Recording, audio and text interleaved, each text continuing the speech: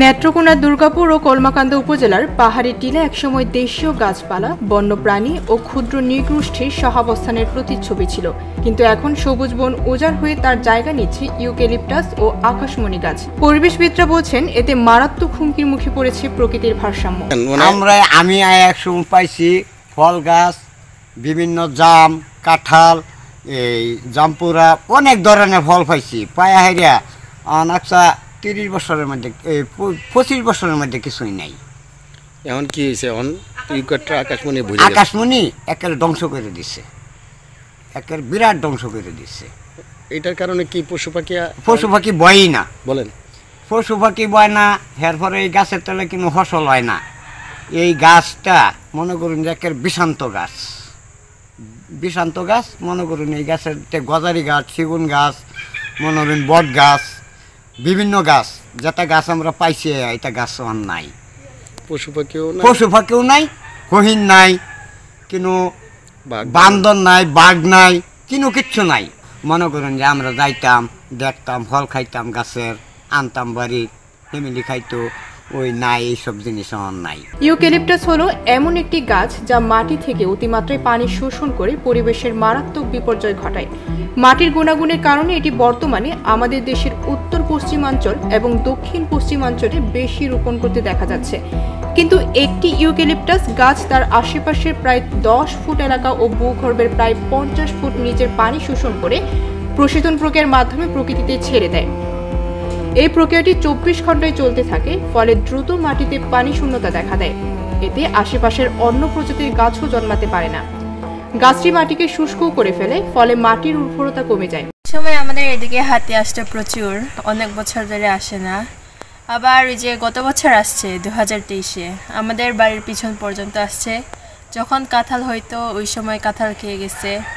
তারপরে বিভিন্ন জায়গায় হাতি আসে, ধ্বংস করে ধান ক্ষেতগুলা, ধান খেয়ে যায়, বিভিন্ন রকম আর কি। ঘরবাড়ি ভাঙছে নাকি, অনেক জায়গায় আবার মানুষ মারছে হাতিগুলা, এরকম আর কি শুনছে। হাতি আসছিল, হরিণ, বাঘ, শূকর, বিভিন্ন ধরনের পশু পাখি ছিল।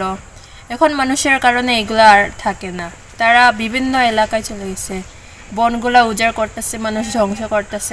একসময়ে পাহাড়ে ছিল বাঘ, হরিণ, বানর, সাপ ও নানান প্রজাতির দেশীয় পাখি। বনজ ফলমূল ছিল তাদের খাদ্য, যা স্থানীয় নৃগোষ্ঠীর মানুষেরও পুষ্টি ও অর্থনৈতিক চাহিদা মেটাত। কিন্তু ইউক্যালিপটাস ও আকাশমণি গাছের আধিপত্যে প্রাণীরা হারিয়েছে তাদের আবাস। পাখির কোলাহল মুখর বনভূমি আজ প্রায় নিঃশব্দ। আকাশমণি এবং ইউক্যালিপটাস এই দুটি গাছ বিদেশি গাছ। এই দুটি গাছ দ্রুত বর্ধনশীল, কিন্তু এই দুটি গাছের গভীর মূল্য হওয়ায় মাটির গভীর থেকে পানি শোষণ করে, ফলে মাটির উর্বরতা শক্তি কমে যায়। এই দুটি আকাশমণি গাছের পরাগরেণু মানুষের অ্যালার্জি এবং শ্বাসকষ্টের কারণ হয়ে দাঁড়ায়। এই গাছে কোনো পাখি বসে না, ফলশ্রুতিতে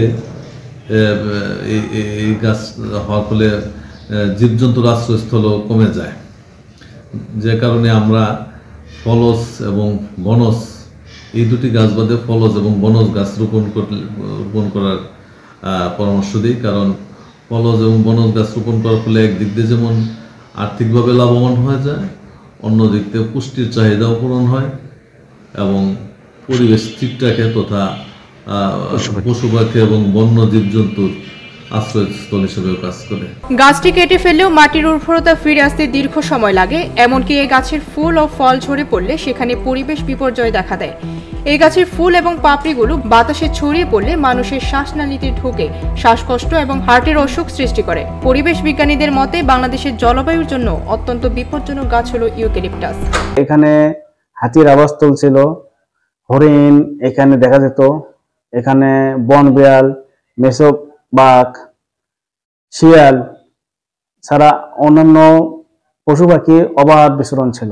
কিন্তু বর্তমানে এসব প্রাণী প্রায় দেখাই যায় না, এবং এখানে স্থানীয় লোকজন বলে যে এখানে হরিণ আর এখন দেখা যায় না। পূর্বে অনেক হরিণের ডাক শোনা যেত সন্ধ্যাবেলা, এবং শিয়ালের ডাক শোনা যেত। বর্তমানে এইটা হ্রাস পাওয়ার অন্যতম কারণ হচ্ছে বনভূমিতে গাছপালা আবাসস্থল, তাদের খাদ্যর জন্য যে সহায়ক যেসব গাছগুলো, যেমন পরিবেশ জন্য জাম,